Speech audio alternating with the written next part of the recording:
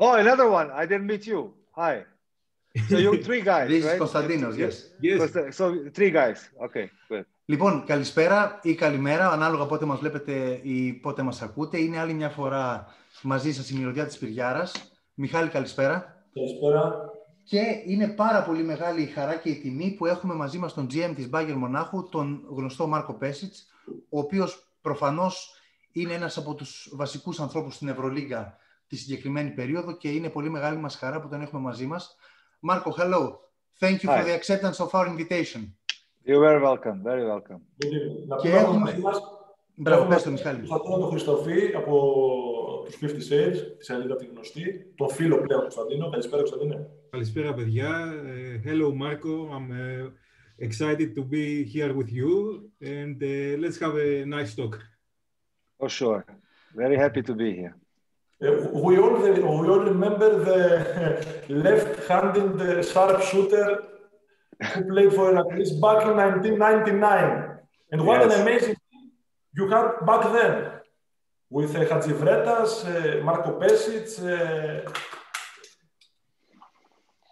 and Diamantidis. Papadopoulos, who was very talented, but also very unlucky.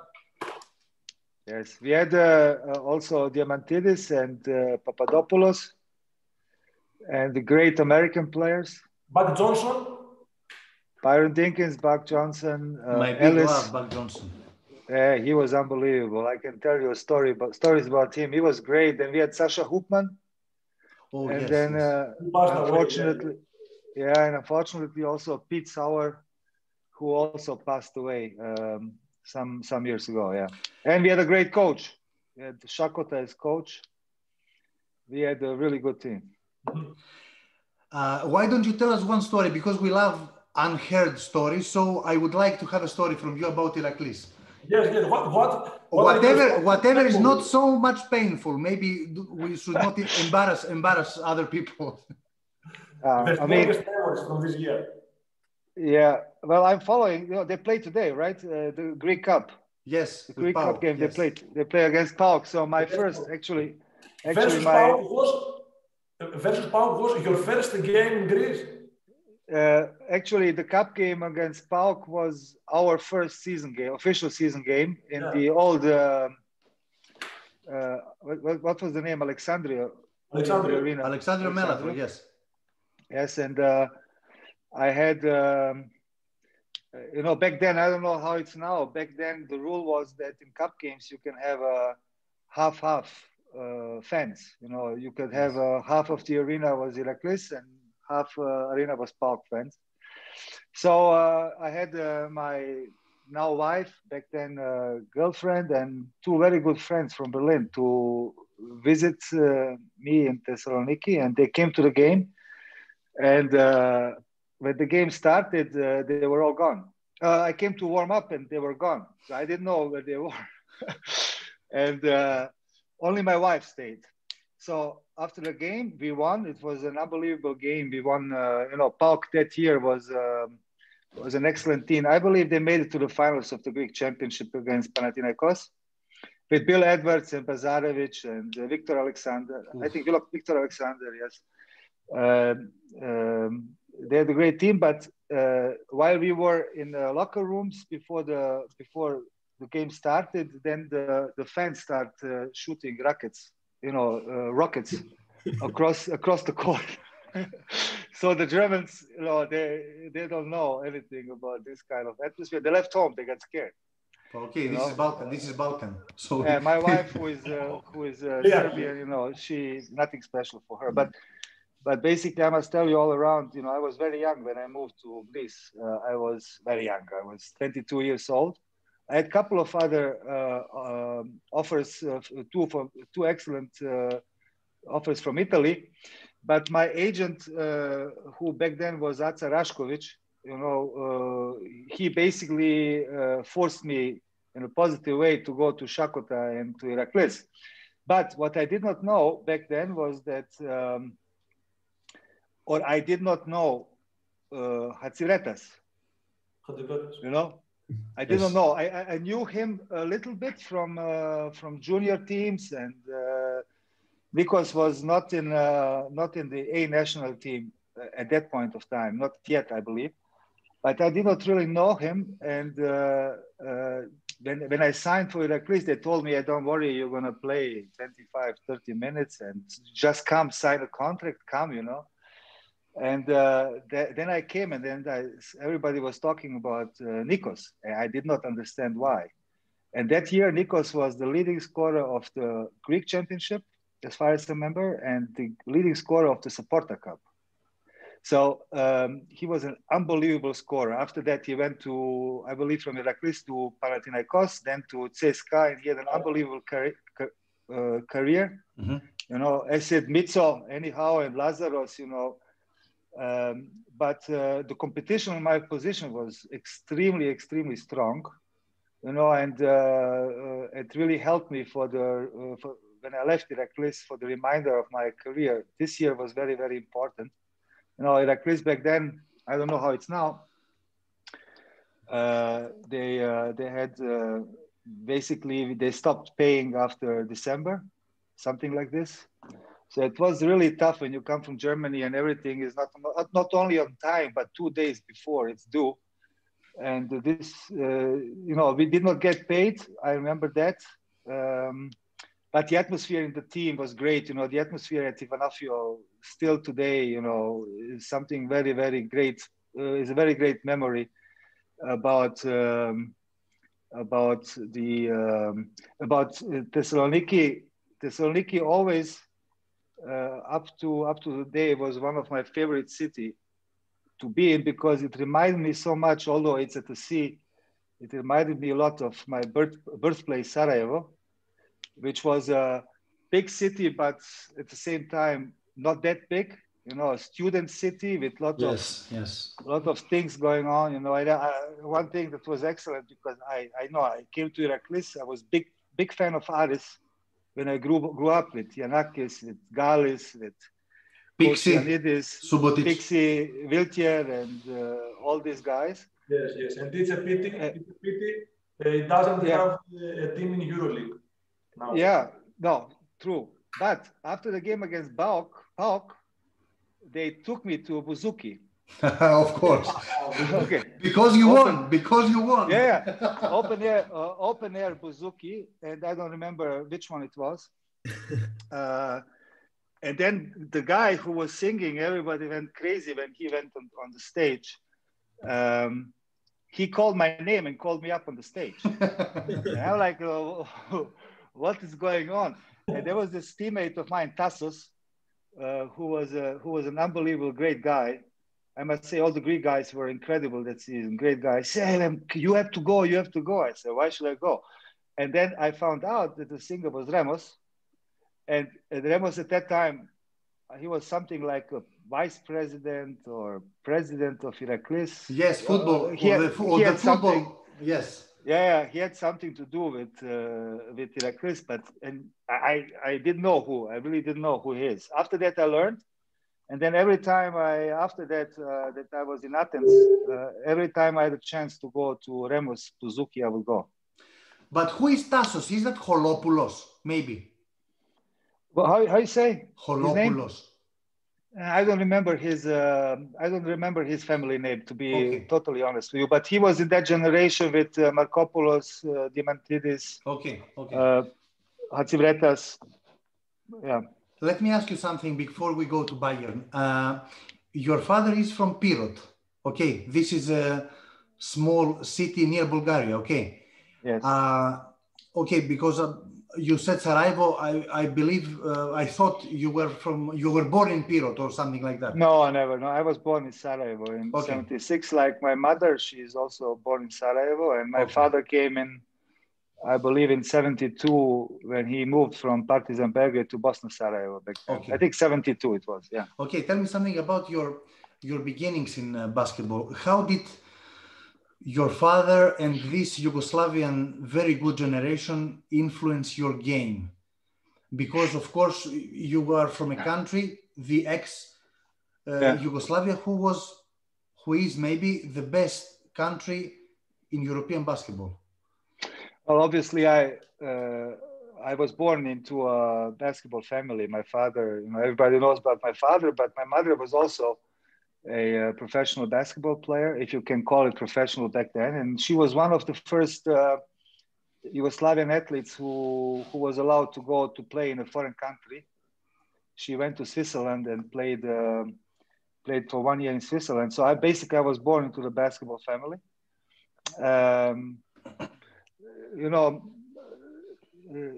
In 2002, when we won the bronze medal with the German national team in Indianapolis,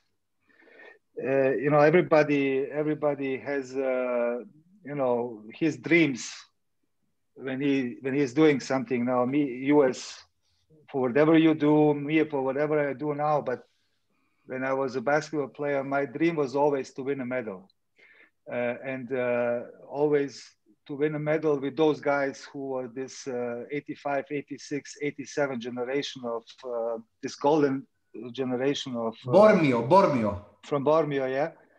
And then I was, when we were getting our medals in 2002, next to me was my father, and next to my father was Divac, who both were in that generation where I, from basically 85, 86, 87, with 9, 10, 11 years, I was carrying whole summer their water, and during preparation their,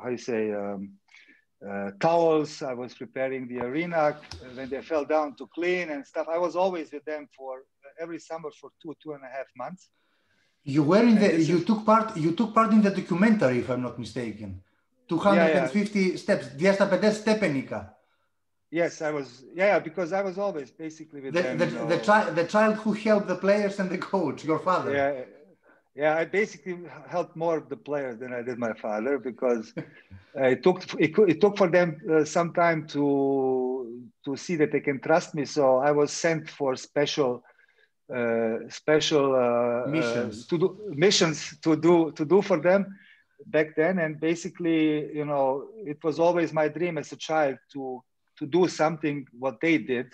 Of course. And in 2002, I basically made it with two of them on the same court. So it formed me a lot. It formed me as a kid, first of all, for my love for basketball, for to understand what it means to work hard, to how important is a group, socially as a team, how important it is to be a team player. And throughout my career, I always, there is not one day where I don't think about my time as a child there.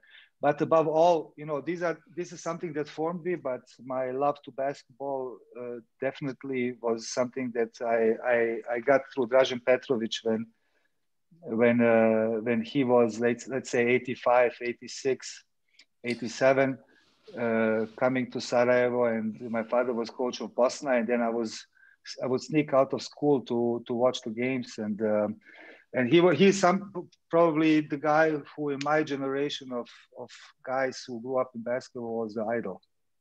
Okay. Παιδιά, πάμε στην Bayern, πάμε στο σήμερα.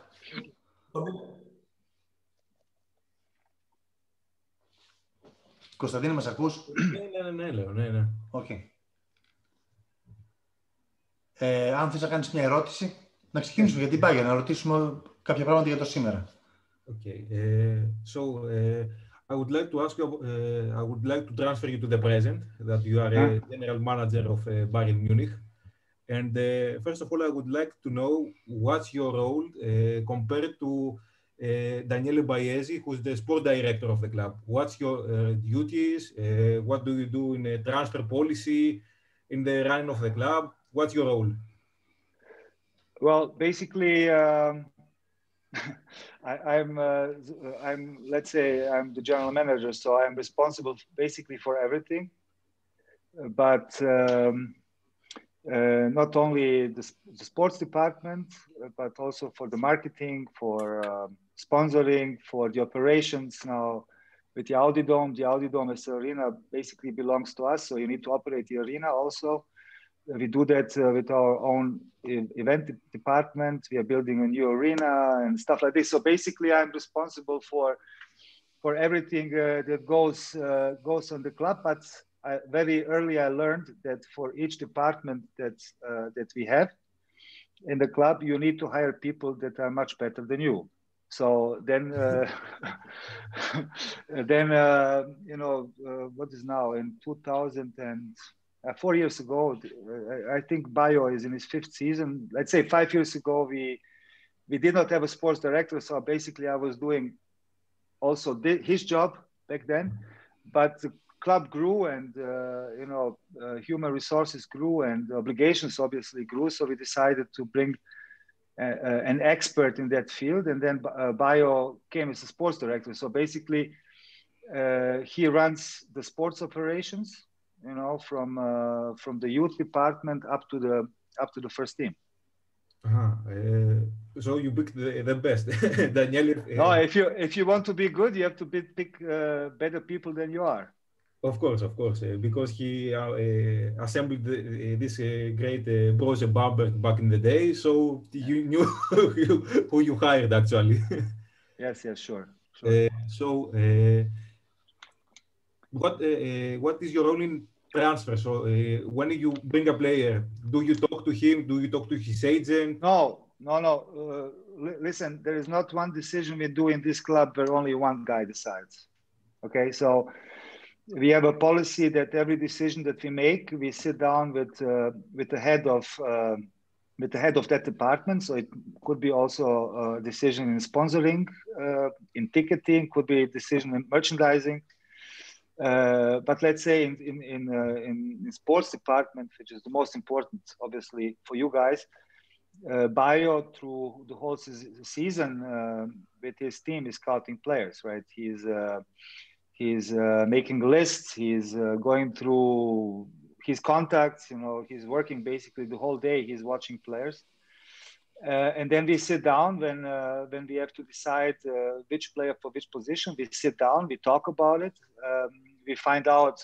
Bayo finds out what the financial terms could be, and then we sit down. Me, him, coach. Obviously, always has to sit on the table, and the president of our club, and then we make a decision in a consensus. Always, there is not. I believe in the last 10 years we did not make a decision in the sports department where one guy said this and the other 3 said no. So basically, it's always you have to take time to discuss, to explain, to go through all pros and cons, and at the end of the discussion, under the line, there is a decision. Which we do. So Bayo finds options. We discuss options. I have to find the money, and then with the president, we take a decision. Unfortunately, this situation, I want him. I want that player is a Greek habit. Yeah, good. I don't know how the decisions are done. But for sure, here and then, when, let's say, first time I saw Devin Booker or, Lucic, when we brought him for Valencia, I said, we need to get this guy, and then you start the discussion, why? And is it possible? And what could the future look for him? That happens, but I must say that this is a policy in this club. And as long as I'm here with the people who are operatively working, those decisions will always have to be made in consensus with everybody who has responsibility. I have a proposal for you. I have a player for you. Tell me. Okay. My goal through this podcast, I only make this podcast to make one thing happen. This is TJ McConnell from the Indiana Pacers go to Europe.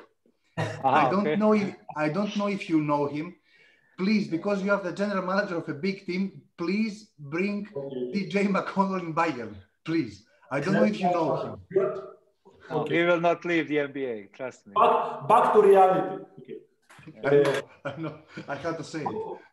You are a child, a product of Alba. You suddenly found yourself in the Bayern family. What the differences between the two clubs, the two organizations? I mean, in the mentality, in the fans, in the way of management? Obviously, when I was a young player, I basically went through different processes of evaluation of Alba as an organization. You know, from a small club with a small arena to a basically Euroleague almost contender. 2 times we lost in quarterfinals of the Euroleague. 1 time against AEK, and the second time I believe Efes. So I went through this evolution of a club who goes from basically nothing to something big. So when I finished my basketball career, basically Alba was on a level that, you know, you can't, you know, had a status in the landscape of Europe. Excellent renomme, excellent image. And for me, it was never interesting to work in a club where you just come and, you know, you just, how should I say, you just replace somebody who was before you, and then you get replaced by somebody that comes after you. The interesting thing about Bayern that impressed me or gave me hope that this is something which could be interesting for me also as a person was that basically Bayern started with nothing in 2010. There was no professional structures, there were no sponsors, there was basically an amateur club who was playing second, second division. And then our former president, Mr. Hennessy, decided to have another professional club in the brand Bayern Munich, and he luckily decided for basketball. So what intrigued me about this was that I could be able, with other people around me, to build from zero up a fundament of a club that will be here for the next 20, 30, 40 years. So right now, when I started with Bayern, there was obviously huge difference because Alba was very well known in Europe, #1 basketball brand in Germany, and Bayern basically was not nothing, but nothing similar to Bamberg or Frankfurt or all these teams back then. And this is what intrigued me. So now, basically, we are in very hard competition every year for titles in Germany. But I would never, I did my job as a player in Berlin, and this is enough. Now I do it in a different position in Munich. So for me, I can very well, divide those 2 parts of my career. Me as a player, now me as a manager or operative person in another club. When do you believe is the beginning of German basketball as we know it? Maybe 93 from the Eurobasket? Honestly, I remember back in 90s, Bayern Leverkusen had an amazing team. Harnisch. Yeah, they had Leverkusen.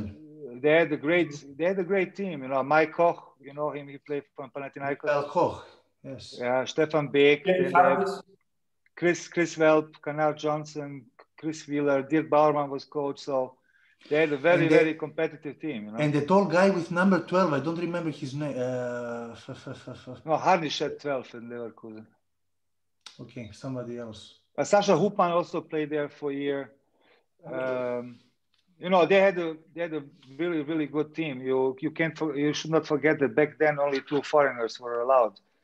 So the German basketball, basically talent-wise, was centralized in Leverkusen. They had the best German players there. So, but actually in '93 when they became German European championships, and when you look from 1993, the 10 next years, this decade of German basketball was so successful because then we won. We were in semifinals in Turkey. Then we won a medal in Indianapolis in 2005. We won. You know, you Greeks. Yes, you were lucky in the You were lucky in the finals. We were not lucky. We were better. Yeah. Listen.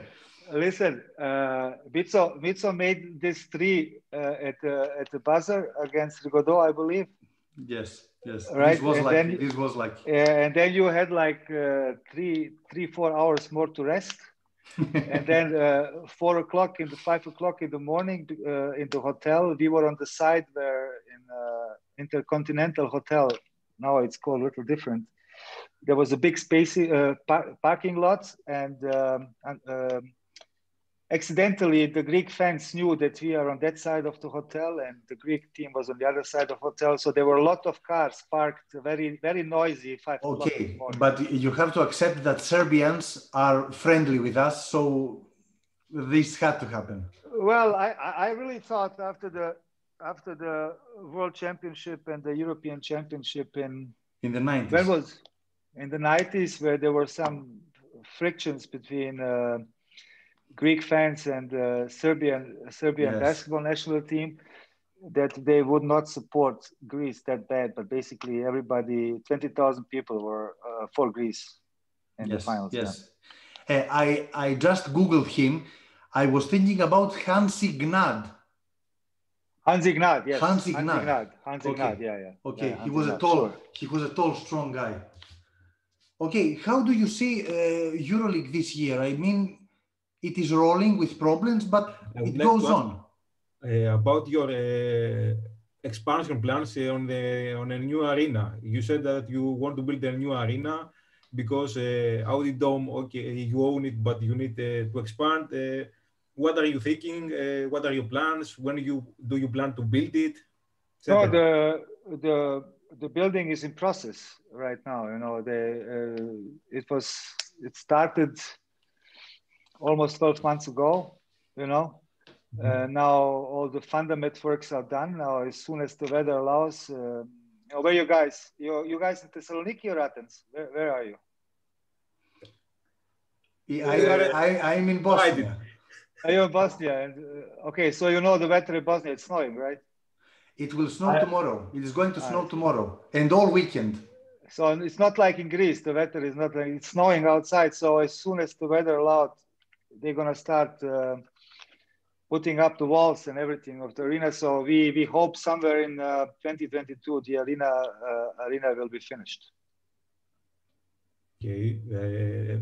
And what is the capacity, the expected capacity of the stadium? We are going to have approximately 12,000 spectators, approximately 1,500 hospitality seats.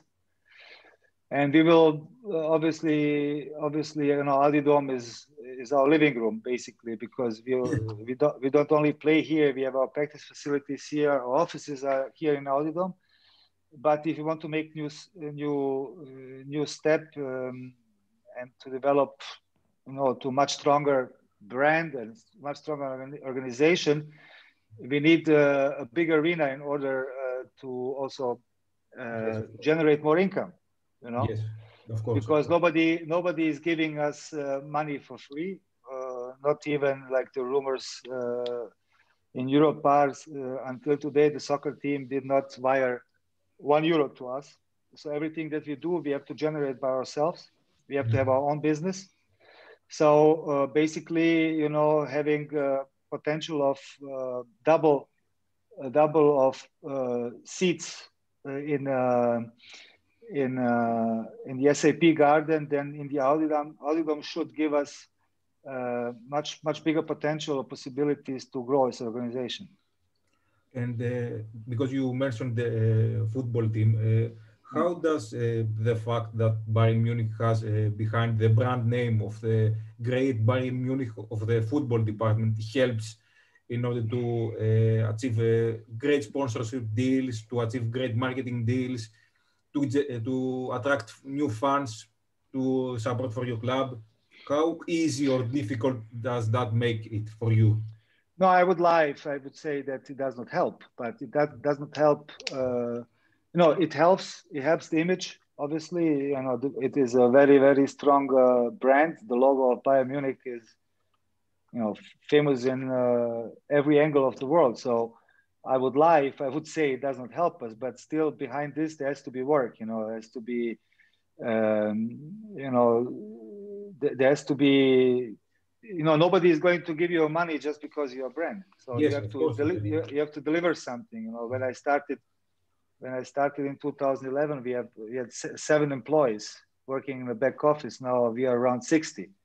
So basically we do everything in order to how should I say, to form a product that is not Bayern Munich soccer club, but that is a brand extension, something extra, something different than the soccer club, you know, to generate different fans also, because when you come to our games, you will see a totally different picture of fans than when you go to the Allianz Arena. And the target group is a little different, is much younger, more with a lot of technical affinity, with good let's say, with good school educations and so on. So there is a difference in people. There is a little difference in people who are interested in basketball and those who go to soccer games. So, and we had to generate this public by our own, you know. So the brand was a good start, but it was not enough, basically. Yes, I understand. Okay.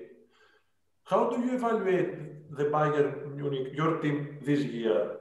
I mean, what's your relationship with Andrea Trinchieri? I think it's the best coach in Europe, but never mind. Did you expect such a good coaching for this year? He looks like he's been in the team for many years. Well, you know, when you analyze Andrea's career a little bit, you will find out that, and no matter where he was, you know, he was not in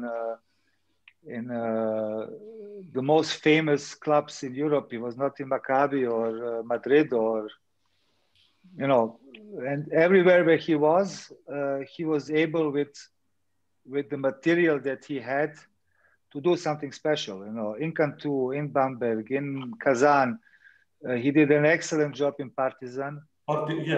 Cantu also. Yeah, Cantu, yeah. So to me, it was clear that he's the guy who was perfect for the situation that we were in at that particular point of time.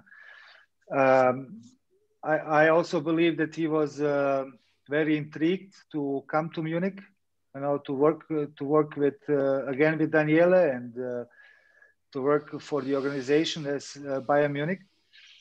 And you know, did I expect this team to be you know, playoff contender? Honestly, not. I believe the reason why we are playoff contender is that we do not think about playoffs too much.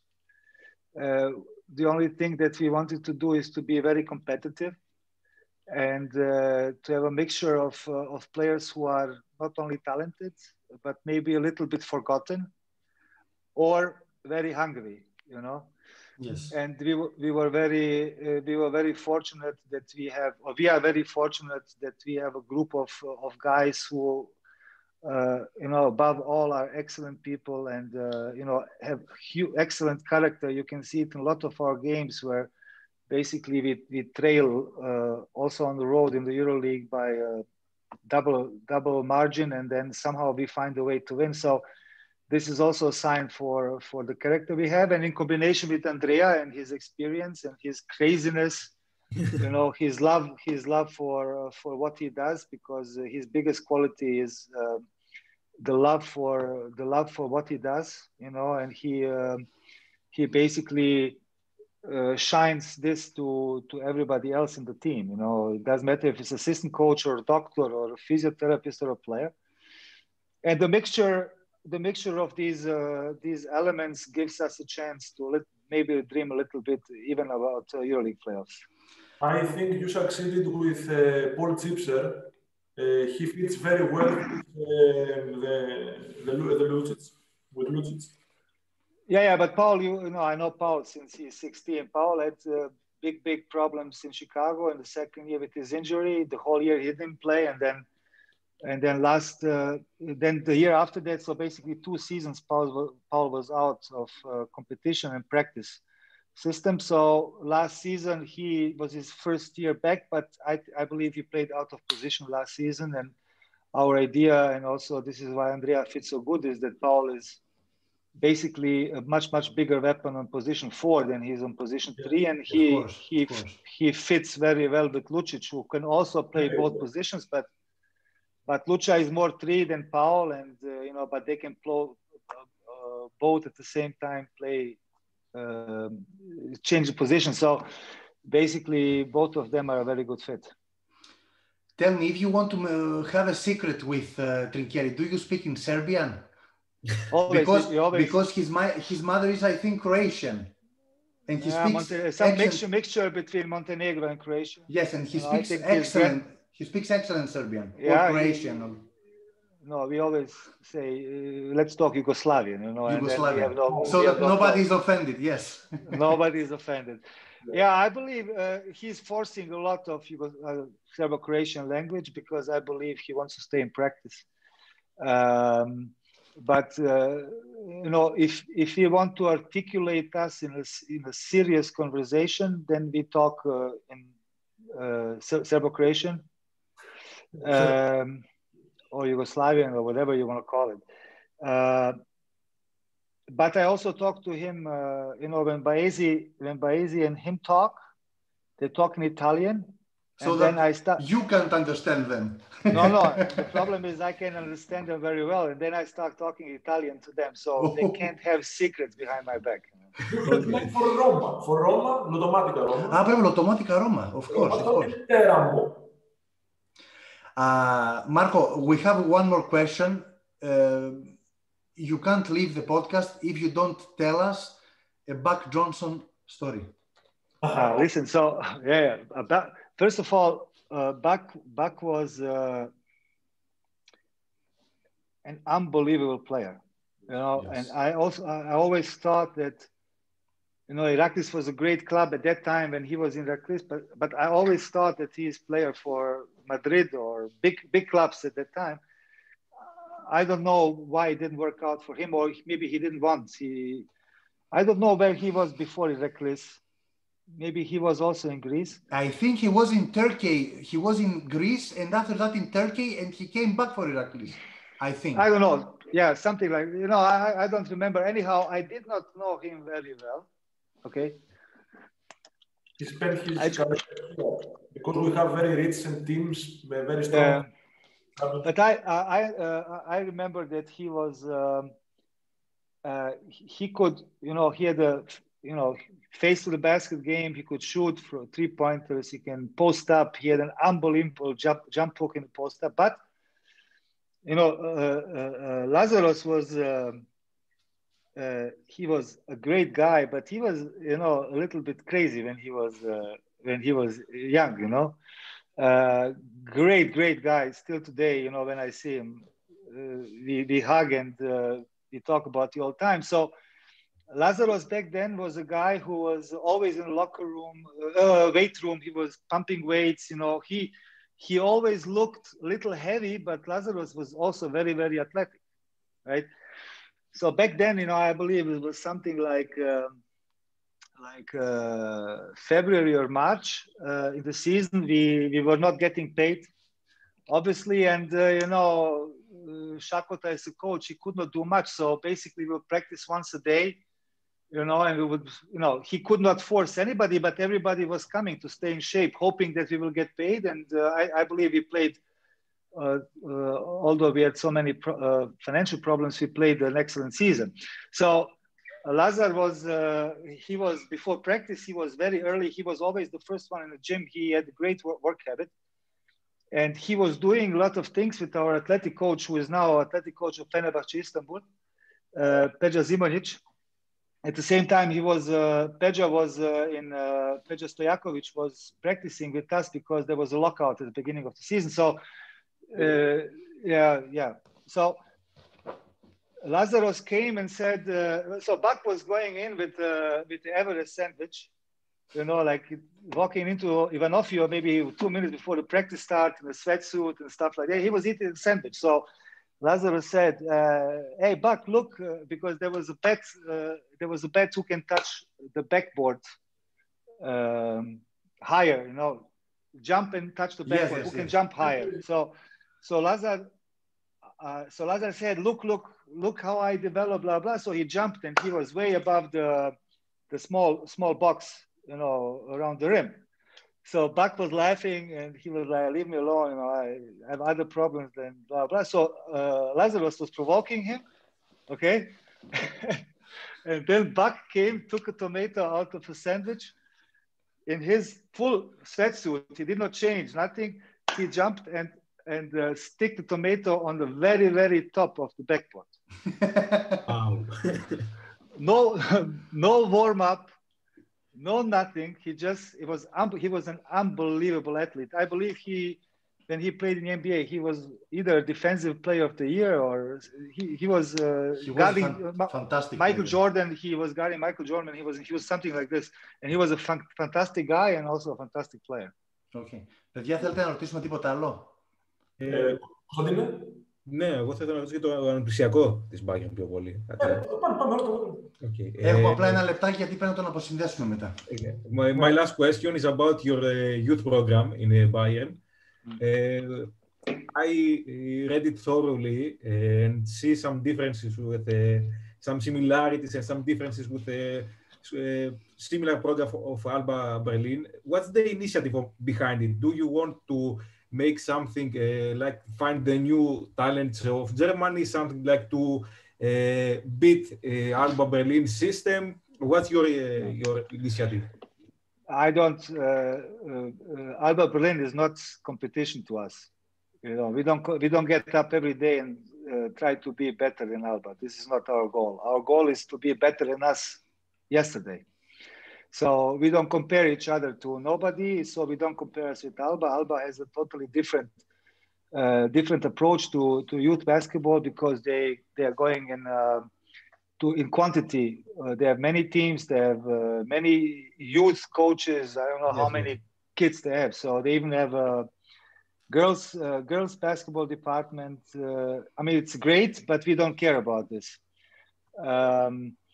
You know, what you have to understand is that from a republic to republic, the school system in Germany is different. Okay, so when you live in Berlin and you change from 5th to 6th class and you go to Munich, it's not the same school system regarding the difficulty of the things that you do in school. So Bayern counts as one of the toughest school systems in Germany. So for us, it's very, very difficult to get somebody from Hamburg and Berlin when he is 13 or 14 years and bring him to Munich, not only because of the school system, but also because we don't have, internat. You know what internat is? Like, we don't have a building where you can put these kids to go to school and play, yes. Yeah, we don't have this yet. We are building something similar. It's going to be finished by the end of 2023, but until now, we don't have it. So we either work with players that come from Munich and region, or we try to bring players from like Sasha Grant or Matej Rudan, who come from Italy and Croatia, who are basically finished with their school or can finish school online, and try to develop these kids only to be players of the first team of Bayern Munich. This is our intention. Now, it doesn't help always. Sometimes it works, sometimes it does not work. Of course. But okay. This is something that we're trying to do. Okay, our time is up. Thank you very much, Marko. Thank you, guys. Thank you, guys. Thank you for being with us. All the best. It was a pleasure. I hope to make the final playoffs. Thank you very much. And keep Trinchieri forever. He is fantastic. Yeah, we will try. All the best. Thank you very much. Thank you. Take care. Bye-bye.